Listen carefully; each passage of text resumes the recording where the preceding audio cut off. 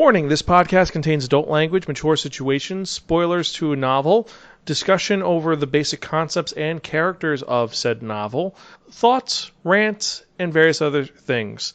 Listener discretion is advised. Spiraken Book Corner Review, Episode 1A, Frank Herbert's Dune discussion. Hello everyone and welcome to a very special episode of the Spiraken Book Corner Review. I'm your host Zan saying konnichiwa, aloha, bonjour, and what's up? Hope all of you are doing well. Now, just letting you guys know, this is the second part of the Spiraken Book Corner Review Episode 1. To see the first part, you have to go to our YouTube channel at youtube.com/Spiraken to see me discuss basic plot of the story and my initial thoughts. Now, to change things up a bit, this second section is going to be a little more spoiler-filled, and more importantly, it's a discussion between one other person and myself on the various books. We're trying this format out to see how it works out. Let me know what you think. If you like it, if you don't, let me know. But we're starting off with one of the best people I know, someone who is really awesome to talk about Frank Herbert's Dune, because, let's be honest, I'm still a neophyte in this. So now we're in the actual cool part of the bookshelf collection. I'm being joined by someone who knows the book, and we're going to talk about it a bit. And who am I talking to? The co-creator of this podcast, and someone who I haven't seen in person in, what is it, a year, 2 years, 3 years? It's actually like 3. 3? No, it is. Oh, God, it is 3 years. Shit. It is. But yes, so Mason. Hello. It's been so long. We just hit our 400th episode of the manga review. Oh, wow. 400. I'm just not informed anymore on manga. I feel like I can't contribute. Oh, I just did a bunch of old school stuff. The last one was one from the 60s, so it goes all over the place still. But I try my best to keep this little podcast that we started in 2008 going, and I'm hopefully episode 500 we'll do a huge thing with actual video, and everyone will be there. It'll be awesome and great. Get all the co-hosts, all the old co-hosts together, have a huge party, and they'll get really, really drunk. Or we'll have a great cider party. I don't know. Yeah, but we're all old now, so now we're going to be like feeling it the next day and complaining. Oh yeah, we'll go to bed at like 9:30 that night. Be like, it's nap time. Right. But let's get to it, Chai, because the book, as in the opening part we were talking about, is that amazing Dune, written by Frank Herbert in the 70s. And the crazy part is, the original book, according to Wikipedia, is 410 pages. This book I have is 900 pages. Oh, but it might have been shrunk, though. It might because of size. That is true. It could be that, or it could be the font is bigger. I don't know, but it's kind of weird saying 400 pages. I'm like, this is not right. No, it might be because, I mean, the copy that I have, we were talking about with the old 70s orange artwork. I mean, the print was super tiny. I mean, it was a trade paperback, and it was really small. Yeah, that probably could be why, because this one's decent size font. It's like, I think 12 or 14. And I don't know if it was my copy, but like it had some weird prints. So like sometimes the font got tinier in like some places and bigger. That just could have been the copy that I had, but no, that's in the book too. It's like whenever they're using their thought speech, or if they use the voice, or if they this was at kind of at random. So. Oh, then I don't know then. But yeah, so Dune, Arrakis, Desert Planet. This book, it has some of the best world building I've seen since Tolkien. It's got such an elaborate world, just the little nuances, like the fact that all the Freemen, like, they're so obsessed with water, like the fact that when Duncan first... Oh, go on. Fremen. Sorry, the Fremen. You're right, Thanks. the Fremen. Okay. But when the Fremen first meet Duke Leto, and Duncan brings them in, he spits on the table, and at first everyone's like, "Oh my God!" And then he's like, "No. He's giving his water to you because the emphasis on water with the Fremen is so important. It's like the water of your life is for the Fremen. It's for the tribe." Yeah, it's a gift of water. Like any kind of moisture that you could possibly think of is considered to be extremely precious. So I mean, for instance, when you cry, that's giving water to the dead, or, in the book, that's something that Paul does. That's considered a really profound gift of sincerity and emotion, and because you're actually giving your life force. And it's such a good. And one of the things I really love about this book is that emphasis on the different styles and all the little things here and there, and the fact that it is a fiction book that Frank Herbert said is not science fiction because it's in the future, but there's no real technology. And I do like that it's because, according to the older books, the Jihad of Dune, they explain the whole robot war and all that. Or Yeah, thinking of different. his son released prequel books that explain actually a bunch of that. It's the Butlerian Jihad, and Yeah. there are a couple more. But it's cool that this focuses on the people, and that's one of the best parts about this, is that it focuses on the internal conflicts, and it's more, here's about the people, we're not focused on the technology of this future, even though there are some elements which are kind of, well, let's take the Band-Aid off, we'll get to it. I love the world building, I love the mythology. Frank Herbert can't write for shit. And going back to the first episode of the Spiraken manga review, he comes across a little pretentious at times. But I mean, it works for Baron Harkonnen because he is totally pretentious. That second chapter about him going on and on and on about what could be 2 sentences about how he's going to take out the Atreides. See, I don't think of it as being pretentious. I think he's just very detailed. I think of George R. R. Martin level detailed, except with Frank Herbert, it's just, it all comes out. He has no filter. Yes. I mean, but he has a very clear idea of his concepts and his world and how everything interlocks together.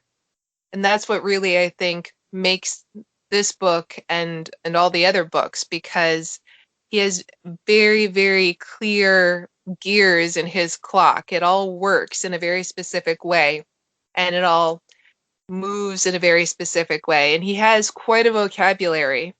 I think all the quotes at the beginning of each chapter, that can get a little much, because I'd love to be able to read all of them, but I get very impatient because I want to get on with the story. And that's a problem I think I always had when I first went to read Dune. I already told you this, but it took me 3 years to finish Dune because I kept on starting it as a teenager and then putting it back down because I got bored. And then somebody finally told me, oh, you should read it because, the rest of the series is so good. And I finally finished it, and it was excellent. And I've loved it ever since. And I reread them so many times because there is so much to process. I find something new every time. It's a very philosophical book, and I will say it does, at one point, it clicks in, all of the little pieces make sense, and you get the writing. But it takes a while to get there. And it's just, like, for me, the point that it was is when Paul falls into the coma after drinking the water of life. That moment, from then on, everything clicks. But it seems like before that, it took so, like, the first half of the first part of Dune, which is the book called, I just think it's called just Arrakis. First chapter is called Dune, just straight Dune, not Arrakis. That part, the first half, is very word-centric. And then when it gets to the second part, it's really detailed, and some of the scenes are great. But there's some elements that seem like it's missing. Like, it goes from, we're going to have this scene of Gunry. No, is it Gunry or is it... Gurney. Is it Gurney or is it Thorif who's talking to Jessica when they get to the point... Gurney and Thufir. Gurney and Thufir. Who was talking to Jessica in the bedroom saying, you said I'm a traitor, I'm not a traitor, you're the traitor, and they're going back and forth wondering who's the traitor. Right before Duke Leto gets shot by the doctor. I think it's Thufir, because I think Thufir suspects Jessica in the book. Unfortunately, I couldn't really review my copy because I don't know what happened to it, but I'm going off of memory. Don't shoot me. No, it's fine. It's fine. If we have some inconsistencies, it's fine. But it's just that sequence is a great sequence because it's showing Jessica and they're both their suspicions. It's a great suspenseful moment. But then it seems like there's a scene missing between that and then suddenly it's Leto gets up, he walks out the door, sees the old Fremen woman on the floor, walks there, and then gets shot with the dart. It's like, wait, something's missing here. But that does lead to that great sequence, which is the tooth sequence, which is so well done. But it does feel like they could have explained if Harkonnen was closer to him or not, or moving it. It felt like they didn't explain his distance. Yeah, the first book is actually one of my least favorite, only because it does seem to be disjointed. I will definitely agree with you there. Um, because I finally got through Dune and I got to Dune Messiah, and I have to say the books after Dune, which sets it all up pretty much, is everything works like clockwork together. It's a lot smoother. There are fewer things missing. Gotcha. Um, So that's I the mean, trick. It's well, it really is. Dune Messiah, especially, is an amazing book. Children of Dune, really good book. God Emperor. Then when you get to Heretics, then it gets a little, I don't know, disjointed again, I think. But not as much as the first book. The first book has a lot of great moments, but as you said, they don't seem to all flow together. It's like he's still kind of getting the hang of it. like it seems like it's his first work, and I don't think it is Frank Herbert's first work. That's the thing. Hold on, I'm gonna no. His first work is Dune, Yeah. Makes 1963 to sense. 64. Yeah, it makes sense then. But Now, Brian I Brian Herbert, his son, just on an offshoot note, and Kevin J. Anderson, they have written a lot of offshoot books from the original series together. They try to emulate Frank Herbert's style, but they don't really pull it off. Theirs actually, it's a much simpler read.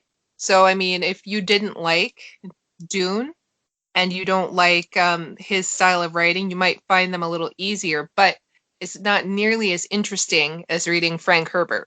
well, I'm because one Kevin J. Anderson, I love his writing, so I'm willing to those ones. I'm willing to give a little more of a chance with, and also I've heard good things about Brian Herbert. I've heard good things about all the backgrounds, the not the prequels, but they're the expanded universe of Dune. Yeah, you could call it that. That's a good way to put it, the expanded universe of Dune. But I will say, and this is something kind of big with this, no matter what, I will say that the mythology is on point. No matter what, it's got a great world. And it's one which I'm kind of excited to see depicted. I do admit, I do agree with you. I do agree with you that the casting of Sharon Duncan Brewster as Dr. Liet Kynes, Yeah. that I could at first I was like, oh no, there's no issue. But then I read it. I'm like, okay, I could see why it's such a departure for the character. I mean, yes, it's a modern world, and you could do a lot of explain, like say, oh, they're him and his Dr. Kynes and their wife. It could be a alternative gender, but it's still that feels weird. Well, they're trying too hard. That's the problem. I think I feel that's the try- only. Oh, go on. no, it's just I am not against change. However, they're trying to force these characters to be other things than what they were written to be.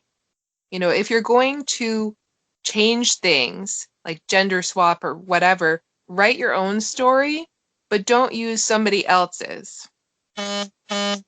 Yeah. Put your own vehicle and your own platform, but please try to stay true to the written work, especially with a fandom as big as Dune has and as intricate as it is written.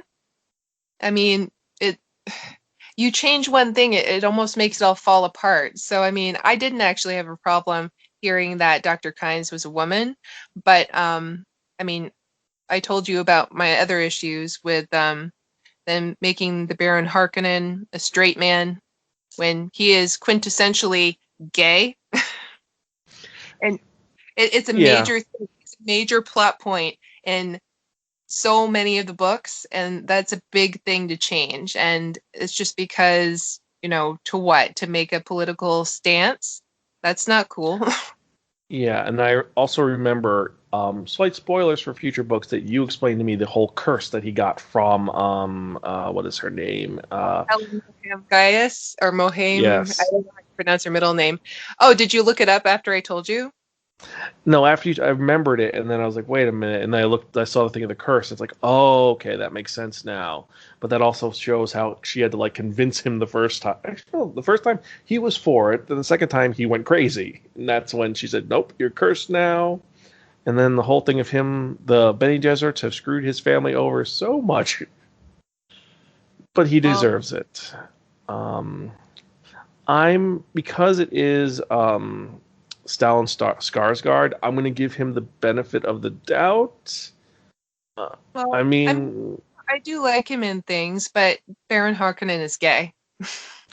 yeah. I mean, they may just. I mean, if they just allude to stuff and they don't have to straight up like the in the Lynch movie where you have him essentially just straight up in the after his grand plot. They just threw in the fact that he rapes that guy right there, then kills him. I don't But that's think the they way need to go that far. but that's the way the character is. True. True. He really is like that. That's I mean, at least they were being true to how it was written. And the miniseries was really like toned down for Baron Harkonnen, but at least he was still gay. I think that if they get his darker undertones, because he is Machiavellian, he's not like a ha ha ha ha ha twirl my mustache. I've got everything laid out and played, and I'm playing everybody. I'm gonna give him a chance. I'm gonna give him a chance. They haven't cast Freyed yet. Fried, Fade. Fade. Fade. They have not cast him yet. So I'm leaving that to open to see how that goes. Fade Rotha. Supposed to be very like an almost Kizat Satiract. Yeah, he's supposed to be the father of the Cataract No. until Yeah, he's an alternate bloodline, I think is what they were saying. yeah, that was the whole thing is they wanted Lady Jessica to have a girl and then she would marry him and then their child would have been the The so it's Kizat a generation Satiract. Yeah, it's a generation early right. because plot. And then because Lady Jessica liked her, it screwed everything up. But they still had technically it still worked because. But anyway, that's a whole other topic which we could spend hours talking on. We So spent talking about any topic in Dune. yes, so we're getting to let's since we're talking about this, let's get to some of the more fun things about this. Now the settings. Personally, I like the fact that we only see the beginning of uh, Duke Leto on Cardon? Caladan. Caladan. You see him on Caladan, the water planet, and they explain that it's all full of water and great, and that leads also to one of the greatest iconic lines in the book. Tell me of the waters of your home world, because it is such a opposite of what Arrakis is. Mm-hmm. Yeah, And tell that me of your. leads and I like that at one point. I think it's Duncan is saying that we need to. Our men don't have a home here. We need to make sure that they have a home here because they don't connect to it as they did to Caladan, Mm-hmm. and that's a great element to it. I love that juxtaposition of it feels almost home. It feels almost like it's not their home, and even Lady Jessica, she takes her time to like. She doesn't drink from the still suit until like the last minute because she's trying to hesitate. That whole I don't want to. This isn't home. We'll go somewhere else. We'll go somewhere else. And then when she resigns herself to it, like she's drinking, and but that's a whole that whole sequence in the desert when they lose the pack, and that's a whole like necessity at that point. Mm. I'm rambling, but Okay. like I like the design of the world. I think it's a very well done world. Um, I am kind of curious as to why they didn't really get into the one guild more than they did in the movies. They do in the TV show they do, but uh, Are you the Space talking about, Guild. or are you talking about the Bene Thealax? Is it the Beneflex? What is So that? the Spacing Guild is separate from the Bene Thelox. Yeah, no, Or I'm thinking that's the Spacing Guild. Like they didn't really get too far into that. Like it's just they're very mysterious in the first book. oh, well, they completely lay the Spacing Guild bare in other books. Okay, Like they completely like exactly what they have to do in order to achieve what they do. gotcha. And actually in the even beyond that, in one of the upcoming books, um I think they're actually eliminated completely in the far, far future. They're not even around. Yeah, this takes place. This timeline is very insane. How long it is? It's a cool timeline because it's taking place in. This is like Vampire Hunter D level timeline where it's 6 digits, I think, when this They, starts. I'm not sure, but I mean, Brian Herbert and Kevin J. Anderson wrap it up. Um, I don't know how many books later with original characters. Hooray! Like, and you don't, and how they achieve that, you just have to find out. You do have to find out, and But I am excited. you mentioned Duncan. You were asking me about Duncan. Yes, so one of my favorite, so two favorite characters from the series, from the book, are you have Lady Jessica, who she is the mother of Paul Atreides, Bene Gesserit future, um, great grand matriarch, but she's more importantly, she is the mother of Paul and Alia, and she's a concubine of the Duke who never gets, uh, he, she is his person. She's the love of his life, but he never marries her. And Nope. and more importantly than that, throughout the book, you see Paul become more than what he is. When Ali is born, Ollie. she Alia is very without going too. The Bene Gesserit call her an abomination because due to complications, she's more than what she seems. But Lady Jessica stays the same. Now with Duncan isn't Duncan Idaho. I love that name. I love that he is the swordsman for House Atreides, and he's also the point man for the Fremen in them, and he lives with them for a while. And then you see him at one point completely drunk on spice beer. Yeah. Well, so Duncan and Gurney Halleck are both refugees from House Harkonnen. They were once residents of Giedi Prime, the planet that House Harkonnen rules. So they're both suffered at the hands of the Harkonnens. Hopefully, I'm getting this right with Duncan. For Gurney, I know for sure, though. But from what I'm trying to recall from some of the prequel books, um, they kind of took Duncan in as a kid and they sent him off for swordmaster training. So he's a swordmaster and he's specially trained in basically all weapons. He's a master of all weapons. So that's the difference between him and Gurney. Gurney's kind of like a street fighter. I mean, he's brutal and efficient, but he's more street, and Duncan is formerly trained. So that's why they choose him to be the point man. Um, let's see. But And in you in asked this about book, he dies, but he's a yeah, major character later on. They say a bunch of things. I'm like, wait, he yeah. died. He No, he's dies a early on. yeah, he's a major, more than you know, major character. Like Duncan is the end, and He is the he's a theme throughout all the original books. now this He's in, makes he's in every single book of the original series, just to give you an idea of how integral he is. And he's involved with the clincher at one of the last prequel books I read by Brian Herbert and Kevin J. Anderson. oh, this is making me very now I am getting very intrigued by this and making me want to delve further into this world. I am.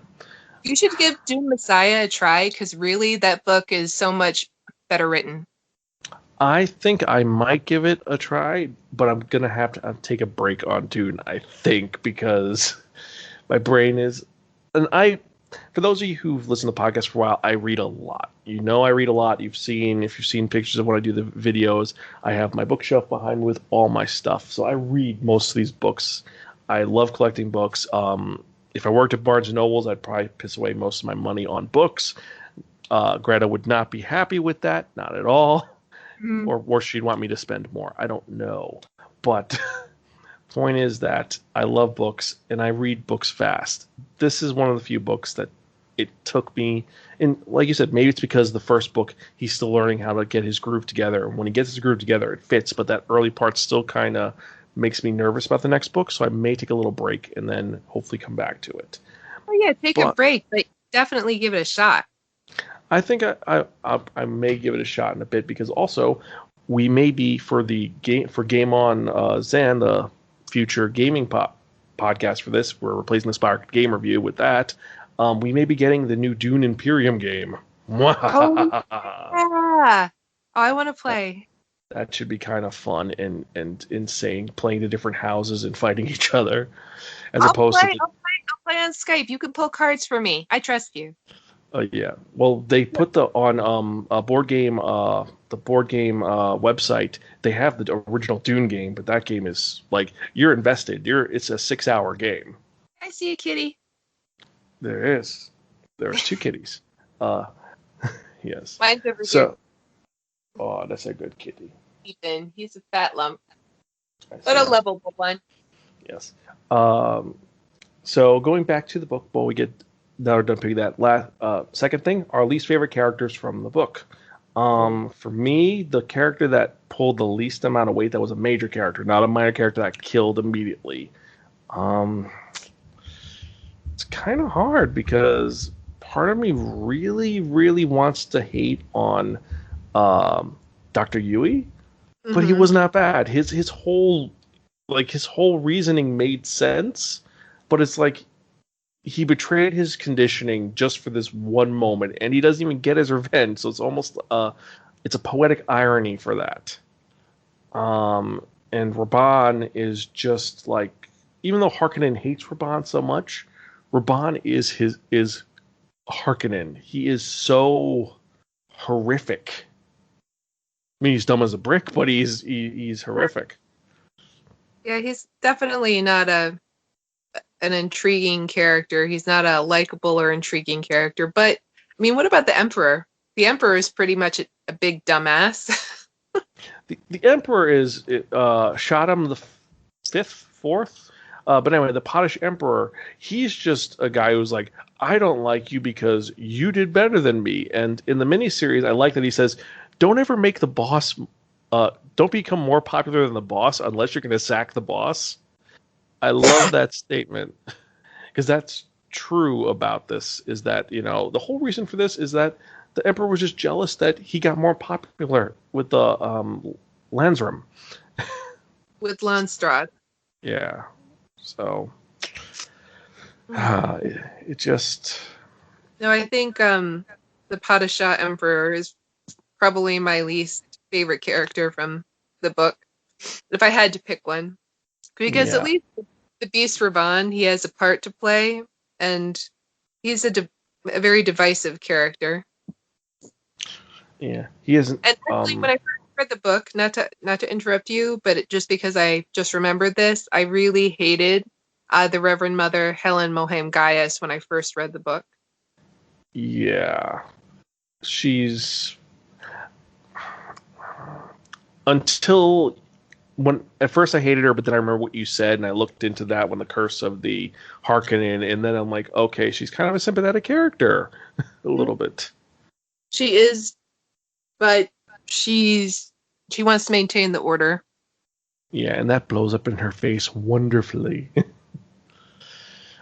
I mean, that's the one thing which I will say about this book, which is set up for so many future books in different series, is the fact that this series is a great epic story. similar to Lord of the Rings, similar to, you can even dare say, Harry Potter, but this came first. But the thing that they do that so many series have never done is it's the good guy wins, but he's not the good guy. He ends up setting into motion essentially the destruction of everything because he's like, I'm now the emperor. But now the Fremen, because they believe me so much, they're going to create their jihad. I wasn't able to stop the jihad. Well,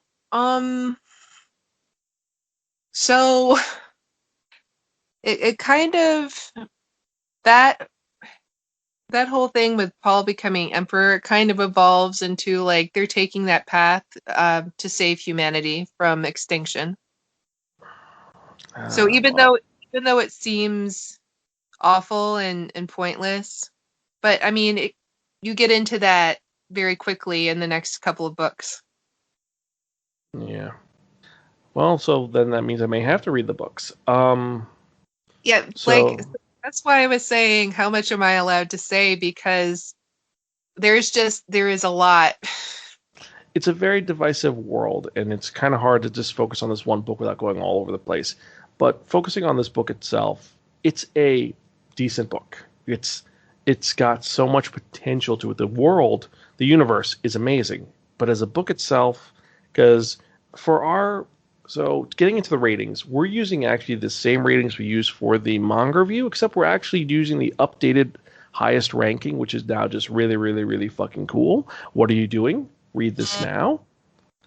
And I gotta say, on the one hand, this universe is amazing, and I want to go back and delve into it, and I'm really intrigued to check out all the other elements of it. But going from a book format, it's really difficult to. It's really hard to engage in because it does come off longiquent. It's very long-winded, and it is a little boring at first, especially where it's like get to the point, and those the cool hi, this is from Princess Aruna, and it's like here's You're Irulan, and it's her little moments, and they're kind of boring, and they like some make sense. Like it's like oh uh when Muad'Dib talks about when he left Arakan, this is what happened. It's like well, okay, this is kind of do you remember that's what I was saying though about the little blurbs? Like they get a little bit much they because you should have just been want like yeah. These should have been released at the end of the book or in like one whole thing. I hate that it's like a here we're gonna break the tension to do this. I don't know. I think it's interesting that they it really creates an immersive world. Creating this history and books and kinds of different things that reference this time period or that time period. I mean, they're definitely very purposeful quotes. That's why, I try to read them all. But again, for me, I just want to get on with what's going on in the story. I don't want to have to sit and read every single damn one. But they, Exactly. You want to just get onto it, and it's kind yeah, of but they have a purpose though. they do, and they do have points which make sense, especially when they talk about when they get into in the second part, Muad'Dib, when they're trekking through the desert, when they meet the Fremen, when he meets I want to pronounce it right, Stilgar. Yeah, you got it. And You I got can't it. remember his I can't remember his tribe's name. It's like Sich Tabir. Siege Tabar, I think is how they pronounce it. Siege Tabar. Yeah, but it's that like that whole like when all the elements there was it flowed so well, and that's where it made a purpose. And then, but like I said, I have to. So I'm going through this. I'm reading it. I'm thinking about this, and here's where I'm going to stand my point. Out of our rating system for the Spiraken book collection, this first edition, where we're talking about the different books, um, I'm gonna have to give this a a higher than usual gift from your crazy Aunt Muriel. The series, the concept would have gotten a definite ball from a friend or really, really, really fucking cool. But the book itself, because of the disjointed nature, I have to give it a gift from a crazy Aunt Muriel. So it's a conditional. I wouldn't even give this book the highest rating that we have, only because it's really not for everyone. I mean, Yeah. it's impossible. I think it's impossible for some people to get into. It really is. Um, Frank Herbert is really an author where, you love him or you hate him with many people. So, I mean, it's worth the read, but It's very polarizing. That's the key. It's polarizing. mm, I hate to say it's a gift from your crazy Aunt Muriel. Don't we have a rating in between that? Really, really, really fucking cool. Borrow from a friend. Oh, okay. Borrow from a friend. Yes, that would be my rating for Dune. So you're gonna give it a borrow from a friend? Okay. So my Yeah, thing is, if I can respect that, and like I said, this is conditional. If you're gonna read it straight through, like if you had to break it down to three books in the book, um, Muad'Dib and Dune are giving me crazy at Muriel. When it gets to, I think it's Messiah, but Messiah's the next book. But is it? It is the Prophet. When it gets to the Prophet, that is a borrow from a friend. Mm, Because okay. that's the point when it makes sense. But the first two, you have to get to it, and that's what I'm going to say for that. I think it's a good rating. Don't you agree? Yeah, I think so. And it's fun to talk about this. And when the movie comes out, definitely will. When it comes out, we'll definitely talk about this again. It's, See how it goes. we could do a live stream viewing if we could possibly like watch it at the same time and like record reactions. With Well, me, yeah, I because know it's it would be okay. really funny. Also because it's not going to be in theaters because HBO Max.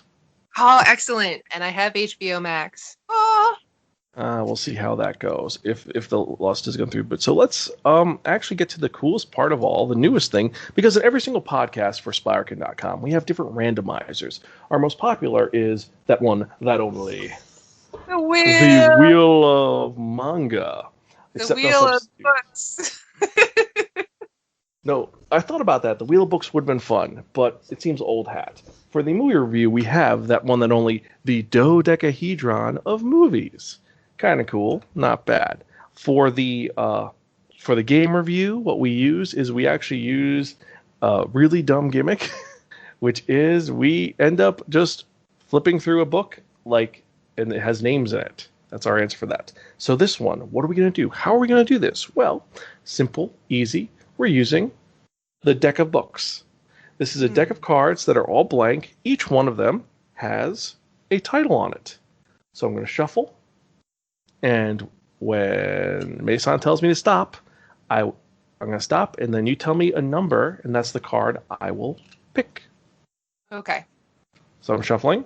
Da da da da da da da da da da da. Stop. Stopped. Yep. Okay. Here are the cards. Ooh, I really should not be using a Sharpie next time. Oh, I'll pick. Okay. So in honor of Dune, and because I'm kind of a geek, I'm going to say card 7 because 7 is the number of spiritual enlightenment.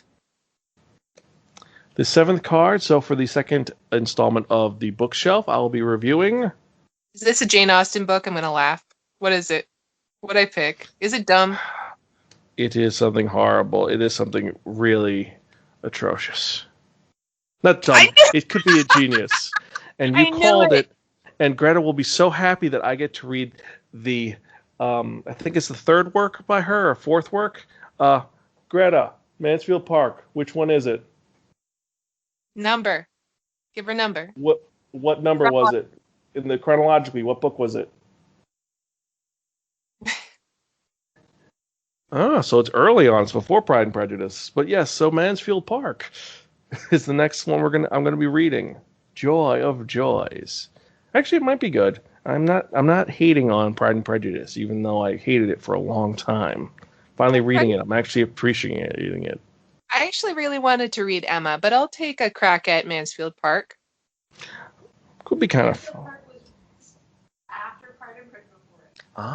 So it was written before it, and I might get a couple people. So what we're gonna do with the podcast is we're gonna get a bunch of people involved in talking about it. So this should be pretty cool. Like have a group conversation on this.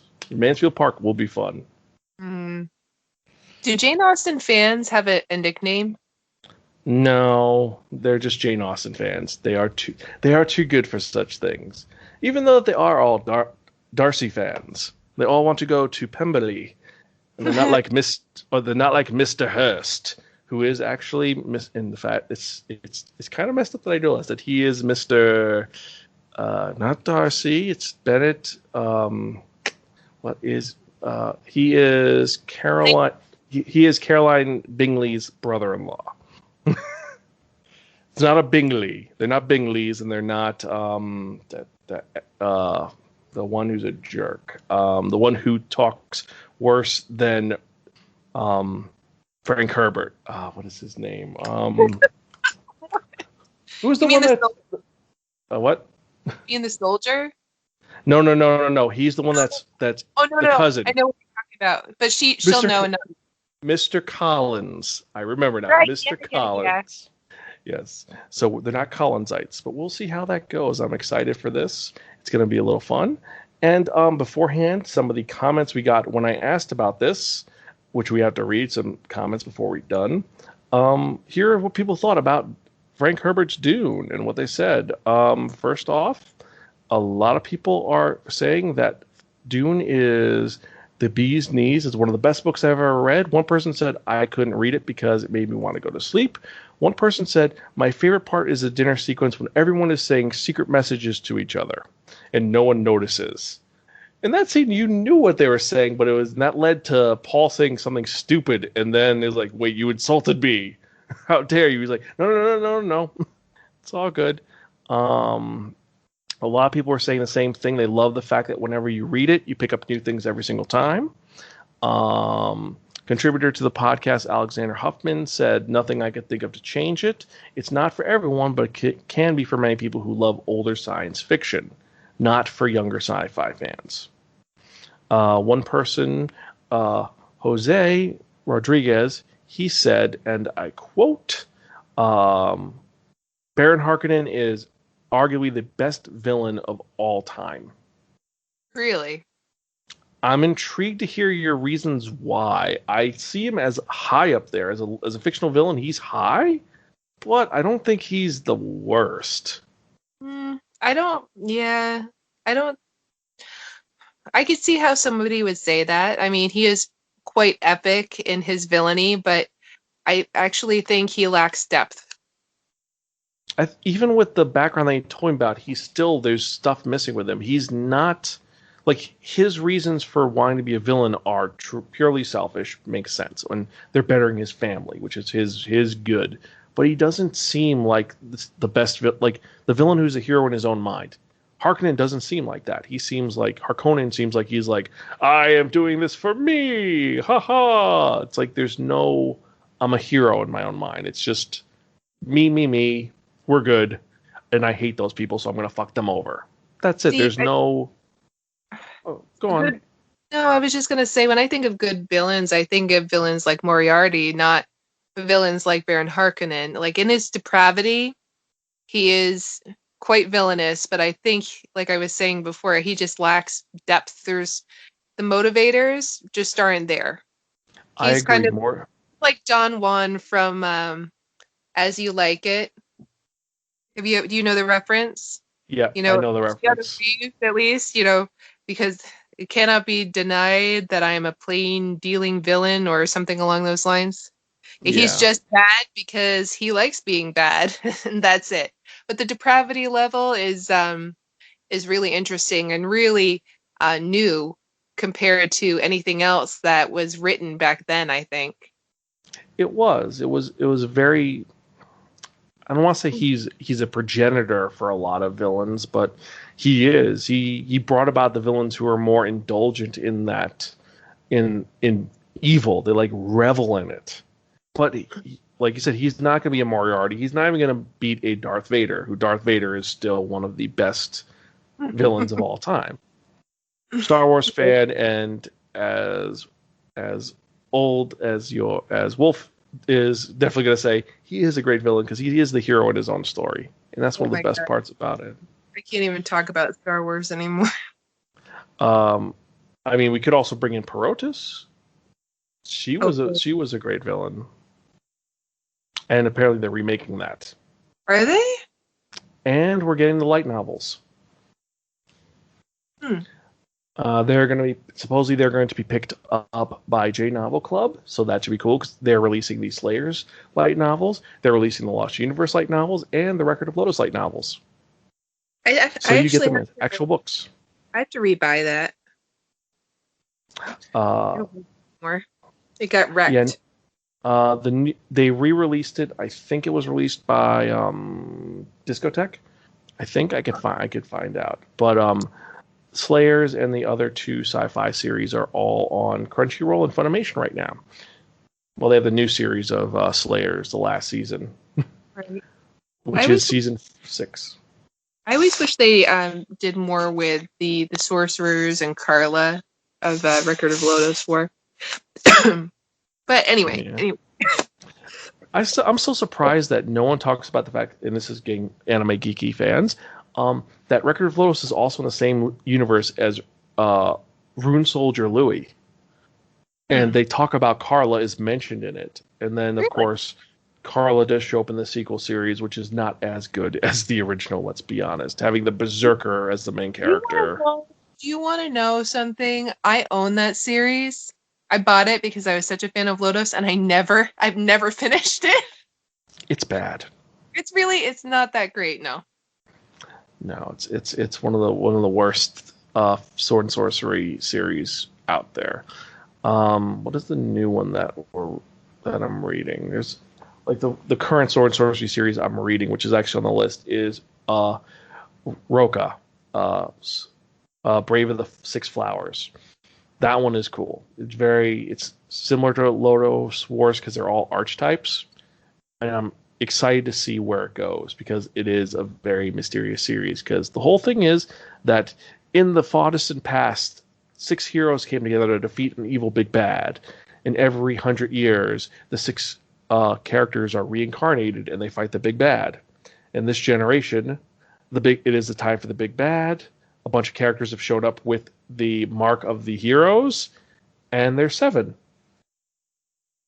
One of these things is not like the other. Who is the fake? Right. So that's pretty cool. But that's one that's fun that I think that you would like. And again, it's always I miss hanging out and talking about all these really cool geeky things. And also, 2 of our movies that we love talking about have never come up on the dodecahedron of movies. Wait, which one? It's like, but of course, no. Crow? Or that is has it not come up. Both. Ah. Both have never come up, so they'd be fun to talk about. We will talk about that. But yeah, if you're interested, so everyone for next time, I think that's it. We could talk about many more things, but Mason and I will catch up for a little bit. Thank you guys for listening. So as usual, I'm Zan. I'm Mason. We're Gonzville. Catch you guys next time, and keep reading books. See you in a month. Bye-bye.